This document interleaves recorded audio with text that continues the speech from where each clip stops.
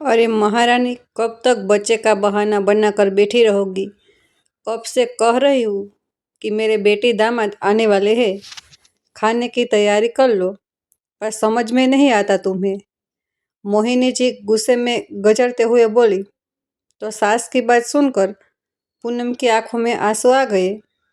उसने अपने मासूम से बेटे को देखते हुए कहा, माँ जी कैसे खाना बनाऊं? देख रही है ना आपकी मोनू को कितना तेज बुखार है।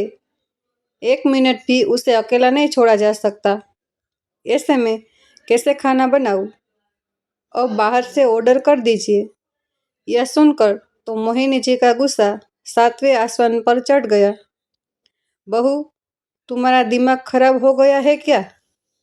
बाहर से ऑर्डर कर दूं? अरे क्या तुम्हारे बाप ने पैसे भेजे हैं बाहर से ऑर्डर करने के लिए? और क्या कह रही हो तुम? बाबू के पास बैठी हो? अरे वह रो थोड़ी रहा है। आराम से जाकर खाना बनाओ। दामाद के सामने मेरी बेइज्जती नहीं होनी चाहिए। जितना सामान बोला है सब कुछ बना जाना चाहिए। और मीठे में तो गाजर का हलवा चाहिए ही चाहिए। गुस्से में बड़बड़ाते हुए मोहिनी जी बाहर चले गई और हॉल में जाकर आराम से बैठकर टीवी देखने लगी। इधर जब पूनम ने देखा कि उसके बेटे मोनू की तबीयत में बिल्कुल भी सुधार नहीं हो रहा है, बुखार और तेज होता जा रहा था, मोनू बुखार से तप रहा था, तो वह भागते हुए मोहिनी जी के पास गई और बोली, माँ जी प्लीज जल्दी से गाड़ी बुला दीजिए। मोनू को डॉक्टर के पास ले जाना ही पड़ेगा। उसको घर की दवाई से कोई आराम नहीं हुआ, बुखार बढ़ता ही जा रहा है। अच्छा बहू, अब मोनू को डॉक्टर के पास ले जाने के लिए गाड़ी मंगवाकर गाड़ी का भी किराया दूँ? अरे तुझे पता है ना, डॉक्टर के पास जाते ही पहले वह फीस के रुपये लेता है, फिर दवाई का भी खर्चा। इस तरह तो अच्छा खासा 56,000 का बिल तैयार किया तुमने। रुको मैं लेकर आती हूँ दवाई। कहते हुए मोहिनी जी घर से बाहर निकल गई और जाकर मोहल्ले के डॉक्टर के पास से दवाई ले आई। दवाई खाते ही मोनू को उल्टियाँ होने लगी। बिल्कुल भी आराम नहीं हुआ। तो अपने बेटे मोनू को इतना परेशान देखकर पूनम भी परेशान हो गई। उसको गोद में लिए रो पड़ी। उसे समझ में नहीं आ रहा था कि वह करे तो क्या करे। बार बार अपने पति संदीप को फोन लगा रही थी, लेकिन संदीप का फोन भी नहीं लग रहा था। वह 2 दिन के लिए ऑफिस के काम से बाहर गया था। इन सब से परेशान पूनम की आंखों से आंसू रुकने का नाम नहीं ले रहे थे। क्या करे, कहाँ जाए? तभी मोहिनी जी फिर से कड़कती हुई आवाज में बोली, अरे बहू, कुछ तो शर्म कर लो। आज तो तुम मेरी इज्जत की धज्जियां ही उड़ा दोगी। कितनी बार बोला है मैंने कि दोपहर होने वाली है और खाने का नामो निशान तक नहीं है। अरे अभी तक तुमने गाजर का हलवा भी नहीं बनाया है। पता है ना दामाद जी को कितना पसंद है। लगातार मोनू के पास बैठी हो। अरे बैठने से उसको आराम हो जाएगा तो मैं बैठ जाती हूँ। जाकर तुम खाने की तैयारी करो। सास की बातें पूनम के दिल को और भी छलनी कर रही थी। उसने धीरे से कहा, माँ जी, मोनू को इस दवाई से कोई आराम नहीं हो पा रहा है। आप प्लीज गाड़ी बुला दीजिए। डॉक्टर के पास ले जाना बहुत जरूरी है। अगर मोनू को कुछ हो गया ना तो मैं जीते जी मर जाऊंगी। माँ जी प्लीज समझिए, उसकी हालत खराब होती जा रही है। अरे बहू, छोटी मोटी बीमारी में तुम लोग इतना घबरा जाते हो, समझ में नहीं आता मुझे। अरे दवाई है, धीरे धीरे आराम करेगी। सुला दो उसे और छोड़ दो, सोने दो उसको। थोड़ी देर सोएगा तो आराम हो जाएगा। मैंने भी बच्चे पाले हैं, तुम कोई अनोखी माँ नहीं हो। माँ जी, मोनू की उल्टियाँ नहीं रुक रही है, डॉक्टर को दिखाना बहुत जरूरी है। आप समझने की कोशिश क्यों नहीं कर रही? और बहू तुम भी समझने की कोशिश करो, मैं बैठी हूँ इसके पास, तुम जाओ खाने की तैयारी करो। पूनम समझ गई कि सासू माँ के आगे रोकर कोई फायदा नहीं है। खुद का तो घर से बाहर निकलना मुश्किल था और संदीप का फोन भी नहीं लग रहा था। फोन लगाकर होगा भी क्या? संदीप दूर गया हुआ था, उन्हें तो आने में टाइम लगेगा। जब पूनम को कुछ भी समझ में नहीं आया तो उसने तुरंत अपने भाई को फोन किया और सारी बात बताकर उसे तुरंत बुलाया। भाई के आने से पहले पूनम ने अपना और मोनू के कुछ कपड़े पैक कर लिए। करीब आधे घंटे बाद ही पूनम का भाई आ गया। पूनम के भाई को देखते ही मोहिनी जी की बहुत तन गई। अरे बेटा, क्या बात है? मौसी जी, वो मुझे दीदी ने बुलाया है। मोनू की तबीयत ठीक नहीं है ना, तो उसे डॉक्टर के पास ले जाना था। अरे तो हम क्या मर गए थे? बेटा, हम भी तो दिखा रहे थे डॉक्टर के पास। बताओ, भागकर मैं डॉक्टर के पास से दवा ले आई थी, लेकिन नहीं, फिर तुम्हें बुला लिया। चलो, कोई बात नहीं, जाओ जल्दी से दिखा कर ले आओ। बहू जरा जल्दी आना, अभी तो घर का सारा काम पड़ा हुआ है। भाई मेहमान आने वाले हैं, बेटा जरा जल्दी करना। अभी मोहिनी जी को कोई दिक्कत नहीं थी, क्योंकि अब पूनम का भाई जाएगा, डॉक्टर के पास उसके पैसे लगेंगे तो मोहिनी जी के पैसे बच जाएंगे। मोहिनी जी बड़ा ही मीठा बोलते हुए पूनम के पास गई। बहू जल्दी जा, बेटे को दिखाकर वापस भी तो आना है। देखो क्या कहता है डॉक्टर, और थोड़ा जल्दी आने की कोशिश करना। पूनम ने कुछ भी नहीं कहा, धीरे से अपना बैग भाई को पकड़ाया और मोनू को गोद में लेकर निकल पड़ी। लेकिन तभी बैग को देखते ही मोहिनी जी ने हैरानी से देखते हुए कहा, अरे बहू, यह बैग ले जाने की क्या जरूरत है? 1 घंटा लगेगा मुश्किल से। जल्दी जाओ, जल्दी आओ। यह सुनकर पूनम का गुस्सा भी फूट पड़ा। माँ जी, मैं अपनी माँ के घर जा रही हूँ, मैं नहीं आऊँगी यहाँ पर, कभी नहीं आऊँगी। ऐसे घर में मुझे बिल्कुल भी नहीं रहना, जहाँ पैसों की खातिर मेरे बच्चे को मरने के लिए छोड़ दिया। मैं सुबह से आपसे पैसे मांग रही हूँ, गाड़ी बुलाने के लिए कह ही रही हूँ, लेकिन आप ना तो पैसे देने को तैयार है और ना ही गाड़ी बुलाने को। अगर आपने टाइम पर पैसे दे दिए होते, गाड़ी बुला दी होती, तो मेरे बेटे की हालत इतनी नहीं बिगड़ती। मैं जा रही हूँ अपने मायके और कभी लौट कर नहीं आऊँगी। ऐसे घर में जहाँ बस मुझे काम की उम्मीद की जा रही हो। आपके बेटी दामाद आ रहे तो खुद बनाओ और खुद सेवा करो। गाजर का हलवा बनाओ, रसगुल्ले बनाओ, जो मर्जी बनाओ, मुझे कोई मतलब नहीं है। खुद की बेटी के लिए इतनी परेशानी और मेरे बेटे को मरने के लिए छोड़ दिया। बहू के मुंह से यह सुनकर अब तो मोहिनी जी का गुस्सा 7वें आसमान पर था। उन्होंने तेज आवाज में कहा, खबरदार बहू, बहुत जुबान चला लगी। तुम्हारी भाई को देखकर कुछ ज्यादा ही नहीं इतरा रही हो। अरे शर्म करो, दवाई लेकर आई थी मैं उसके लिए, और धमकी किसको दे रही हो? मत आना कभी, कभी मत आना, जरूरत भी नहीं है तुम्हारी, नहीं बुलाऊंगी। मैं तुम्हें जैसे जा रही हो ना वैसे ही मुंह उठाकर आओगी।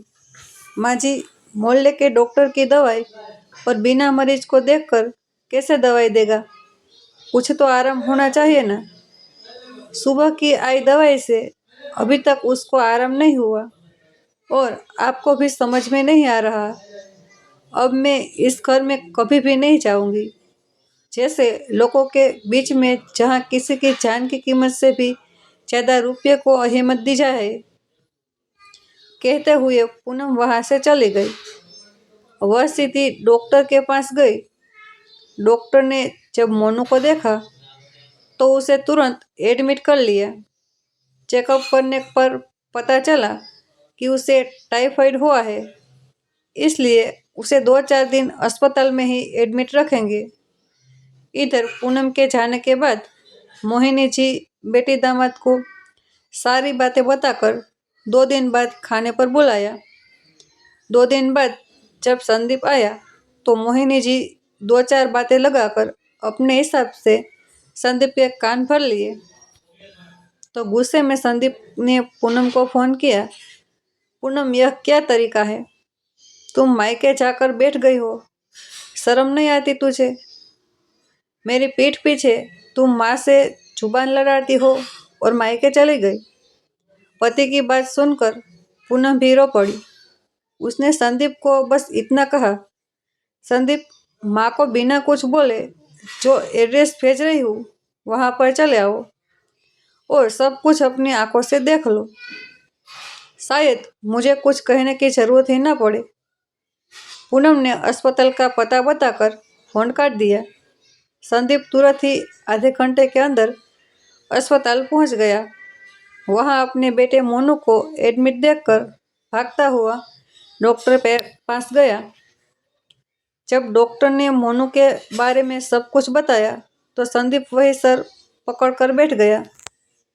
उसके बेटे की हालत इतनी खराब थी और उसे पता भी नहीं था। वह भागते हुए पूनम के पास आया। पूनम ने यह कहा, क्या कहा? तुमने मुझे बताया भी नहीं कि मोनू की इतनी तबीयत खराब है। तुम माँ हो तो मैं भी तो उस बाप हूँ उसका। संदीप की आंखों में आंसू आ गए। संदीप, मैंने तुम्हें बहुत फोन किए, तुम्हारे फोन नहीं लग रहा था। फिर मैंने माँ जी को कहा कि माँ जी गाड़ी बुला दीजिए। मोनू को डॉक्टर के पास ले जाना बहुत जरूरी है। लेकिन शायद माँ जी को मोनू की जान से ज्यादा पैसे प्यारे थे, इसलिए उन्होंने मोहल्ले के डॉक्टर से दवाई ला कर दे दी। उसने मोनू को उल्टियाँ होने लगी, लेकिन फिर भी माँ जी मोनू को दिखाने को तैयार नहीं थी। इधर उधर से दवाई ला कर खिलाई जा रही थी। दवाइयों का उल्टा सीधा असर मोनू के ऊपर हुआ। फिर भी माँ जी को कोई फर्क नहीं पड़ा। उन्हें तो बस गाजर का हलवा और बेटी दामाद के स्वागत की तैयारी करनी थी। मोनू की जो भी हालत हुई है, यह सब तुम्हारी माँ की वजह से हुई है। अगर मेरे बेटे को कुछ भी हो गया ना, तो मैं तुम्हारी माँ को कभी माफ नहीं करूँगी। मैं जिंदगी भर उनका मुंह नहीं देखूंगी। सारी बात सुनकर संदीप खुद परेशान और हैरान था कि उसकी अपनी माँ उसके बच्चे के साथ ऐसा कर रही थी, उस मासूम बच्चे के साथ, जबकि संदीप अपनी सारी सैलरी का पैसा अपनी माँ को देता था। क्योंकि शुरू से ही मोहिनी जी घर की सारी जिम्मेदारी देखती थी। घर में क्या लाना है, क्या नहीं, किसे क्या देना है, रिश्तेदारों तक की जिम्मेदारी मोहिनी जी देखती थी। इसलिए संदीप उनको अपनी सैलरी का पैसा देकर निश्चित रहता था कि माँ सब कुछ देख लेगी। लेकिन आज उसे पता चला कि माँ सब कुछ तो देखती है, बस उसके परिवार को छोड़कर। करीब 2 घंटे बाद मोहिनी जी का फोन आया। अरे बेटा, तुम कहाँ हो? तुम्हारे जीजा जी आए हुए हैं, तुम्हें पूछ रहे हैं। तुम आते ही निकल गए। पहली बार ऐसा हुआ कि संदीप को अपनी माँ की बातें कांटों की तरह लग रही थी। उसका मन तो गया कि अभी फोन पर ही माँ से पूछे कि उसने उसके परिवार के साथ ऐसा क्यों किया। लेकिन अस्पताल था, वहां पर चीखना चिल्लाना ठीक नहीं था, इसलिए संदीप मन मार कर रह गया।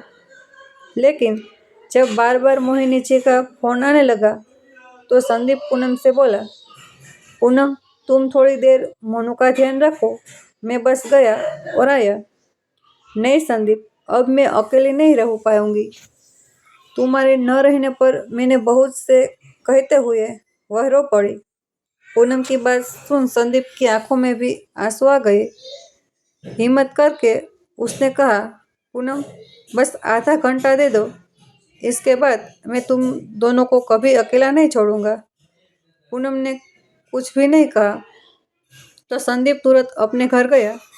जैसे ही हॉल में पहुंचा तो खाने की टेबल पर उसकी बहन, जीजाजी, माँ बैठे हुए किसी बात पर जोर जोर से ठकाए लगाकर हंस रहे थे। टेबल पर तरह तरह के पकवान रखे हुए थे। पनीर की सब्जी, पूरी, सलाद, रायता, पापड़, अचार, दही भल्ले और साथ ही साथ सबको फेवरेट गाजर का हलवा। इतना सब कुछ माँ ने खुद बनाया था। संदीप ने ध्यान से अपनी माँ की ओर देखा। उनके चेहरे पर तो मोनू को लेकर जरा भी चिंता नहीं थी, बल्कि बेटी और दामाद को देखकर चेहरे की रौनक बढ़ गई थी। जैसे ही मोहिनी जी की नज़र संदीप पर पड़ी तो चेहरा तुरंत ही मुरझा गया।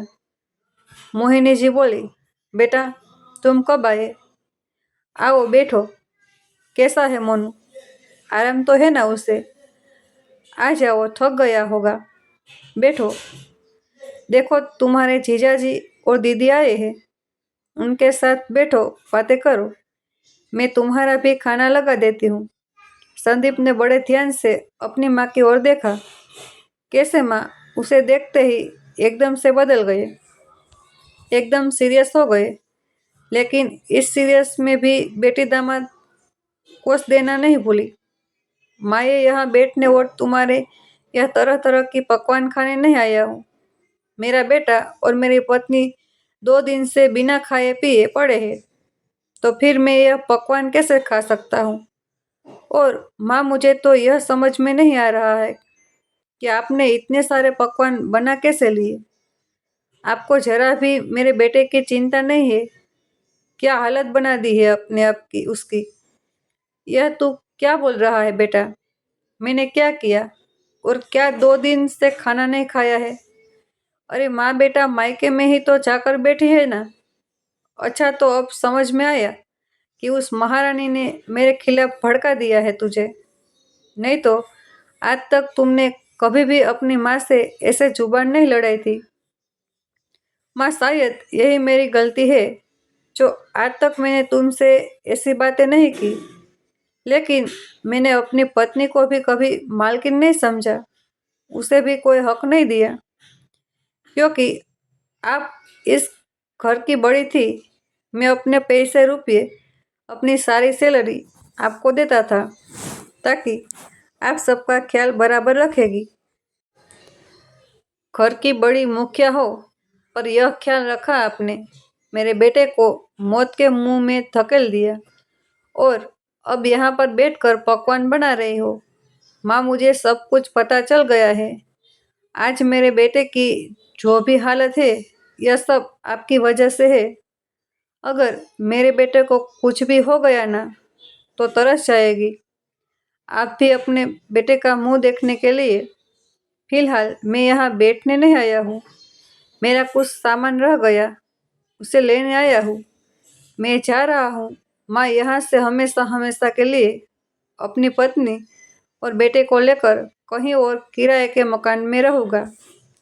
लेकिन ऐसा अपना घर और ऐसे अपनों के साथ बिल्कुल भी नहीं रह सकता। कहते हुए संदीप तुरंत अपने कमरे में चला गया। अपने और पूनम से कुछ कपड़े पैक करके तुरंत ही निकल गया। मोहिनी जी उसे रोकती रह गई, रोती रह गई, चिल्लाती रह गई। लेकिन संदीप की आंखों के सामने अपना बेटा घूम रहा था। आखिर था तो वह भी एक बाप ही ना। मोहिनी जी की उसने एक ना सुनी और तुरंत ही बैग लेकर निकल गया। हॉस्पिटल पहुंचने के बाद उसने पूनम को उसकी माँ के पास नहाने के लिए भेज दिया और खुद हॉस्पिटल में मोनू के पास रुका। करीब 10 दिन के बाद मोनू को अस्पताल से छुट्टी मिली। इतने दिनों में संदीप ने किराए का मकान भी ढूंढ लिया, सारी व्यवस्था भी कर ली।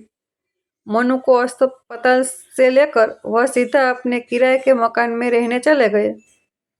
मोहिनी जी को जब पता चला कि संदीप सच में किराए का मकान लेकर रहने लगा है, तो बड़ी मुश्किल से संदीप का पता करके रोती हुई उसके पास गई। बेटा प्लीज अपनी माँ को माफ़ कर दो, मुझसे बहुत बड़ी गलती हो गई। लेकिन मैं ऐसी गलती दोबारा कभी नहीं करूँगी। बेटा घर चलो, तुम्हारे बिना वह घर सोना पड़ा है। मैं तुम्हारी माँ हूँ। अपनी माँ से अपने आप को दूर मत करो बेटा। नहीं माँ, जैसे तुम माँ हो वैसे ही मैं भी एक बाप हूँ। मैं भी अपने बेटे की हालत जिंदगी में नहीं भूल सकता। मैं उस घर में कभी वापस नहीं आऊँगा। नहीं बेटा, ऐसा मत कहो। अगर तुम नहीं आओगे तो मैं जीते जी मर जाऊंगी। माँ, अब इन सब बातों का मुझ पर कोई असर नहीं पड़ने वाला है। हाँ, रही बात आपकी, तो अगर आप चाहती हो कि मैं आपके पास आऊँ तो बिल्कुल आऊँगा। मैं आपके पास मिलने आता रहूँगा। लेकिन आप यह मत सोचो कि मैं अपनी पत्नी और बच्चे के साथ उस घर में रहने के लिए आ जाऊँ, तो यह मुश्किल है। आप जाओ, अपनी बेटी और दामाद की खातिरदारी करो। उन्हें हफ्ते में 2-3 दिन लंच और डिनर पर बुला लिया करो। पकवान खिलाओ। यहाँ पर कम से कम मेरी पत्नी आजाद तो रहेगी। कल को कोई दिक्कत होगी तो उसके हाथ में 2 पैसे तो रहेंगे। बाहर निकलने की आज़ादी रहेगी। किसी की मोहताज नहीं रहेगी। खुद गाड़ी बुला सकती है। बच्चे को अस्पताल ले जा सकती है। उसे दिखा सकती है। इसलिए माँ, अब आप जाओ और अपने बेटी दामाद को गाजर का हलवा बनाकर खिलाओ। मेरा बेटा इतनी मुश्किल से ठीक हुआ है। अब उसे आराम की और अपने माँ बाप की ज़रूरत है। कहते हुए संदीप तुरंत मोनू को लेकर कमरे में चला गया। बेचारी मोहिनी जी दरवाजे पर खड़ी रह गई। संदीप ने अंदर आने के लिए भी नहीं कहा और ना ही पूनम ने। पूनम को देखकर मोहिनी जी बोली, बहू, कम से कम तुम तो समझो मेरी बात को। क्या समझूं माँ जी? भूल नहीं मैं जो आपने किया था मेरे साथ और मेरे बच्चे के साथ। आपकी जिंदगी में बेटे बहू और पोते के लिए कोई जगह नहीं है। इसलिए जाइए अपनी बेटी दामाद के पास, बनाइए उनकी पसंद का खाना और खिलाइए। हम अपनी नमक रोटी में ही खुश है। कहते हुए पूनम भी अंदर चली गई। अब मोहिनी जी को कुछ भी समझ में नहीं आ रहा था। अपना सा मुंह लेकर वह रोते हुए चुपचाप घर चली आई। पहली बार ऐसा हुआ था कि संदीप ने उनकी बात नहीं मानी थी। बेटी दामाद के प्यार में आज मोहिनी जी अपने बेटे बहू और पोते को खो चुकी थी। तो दोस्तों, आपको यह कहानी कैसी लगी? कमेंट करके ज़रूर बताइए। कहानी अच्छी लगी हो तो प्लीज़ वीडियो ने लाइक करो, शेयर करो और हमारे चैनल को सब्सक्राइब जरूर करो। Thank you.